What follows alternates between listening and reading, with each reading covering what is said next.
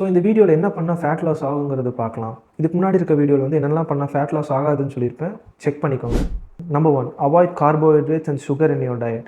Carbohydrates ஜாஸ்தி எடுக்கிறனால பார்த்தோம்னா நம்ம லிவர் வந்து அது கிளைக்கோஜனாக ஸ்டோர் பண்ணிக்குது. இது போக போக பார்த்தோம்னா யூஸ் பண்ணாமல் அது ஃபேட்டாக கன்வெர்ட் ஆகிடுது. இதில் சுகர் பார்த்தோம்னா லிவரில் மட்டும்தான் மெட்டபலைஸ் ஆகும்.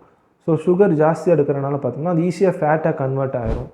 ஸோ அடுத்து பார்த்தோம்னா ஃபாஸ்டிங், முக்கியமாக இன்டர்மீடியட் ஃபாஸ்டிங் நீங்கள் ஃபாலோ பண்ணும்போது பார்த்தோம்னா நம்ம லிவர் வந்து ஸ்டோராக இருக்க கிளைக்கோஜனை குளுக்கோஸாக கன்வெர்ட் ஆகிட்டு நம்ம ஃபேட் கன்வர்ஷனை வந்து கம்மி பண்ணுது. நெக்ஸ்ட் வந்து பார்த்தோம்னா நம்ம அதிகமான ப்ரோட்டீன்ஸ் இருக்கணும். ப்ரோட்டீன் எவ்வளோ எடுக்கணும்னு பார்த்தோம்னா இப்போ உங்கள் வெயிட் அப்ராக்சிமேட்டாக 60 kg இருக்குன்னா நீங்கள் கண்டிப்பாக 60 grams ஆஃப் ப்ரோட்டீன்ஸ் உங்கள் டயட்டில் இருக்கணும்.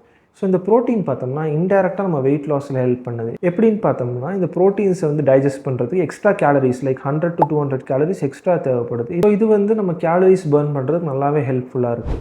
ஸோ அடுத்து பார்த்தோம்னா regular exercise like running, jogging, swimming and skipping மாதிரி நீங்கள் பண்ணும்போது நம்ம பாடியில் இருக்க எக்ஸஸ் கிளைக்கோஜன் பார்த்தோம்னா குளுக்கோஸாக கன்வெர்ட் ஆகி நமக்கு எனர்ஜியாக யூஸ் ஆகுது. ஸோ இது கூட நீங்கள் வந்து அப்டமனுக்கு மட்டும் ஃபோக்கஸ் பண்ணி பண்ணுற ஸ்பாட் எக்ஸசைஸ் பார்த்தோம்னா உங்களோட ஃபிட்டான ஆப்ஸுக்கு வந்து ஹெல்ப்பாக இருக்குது.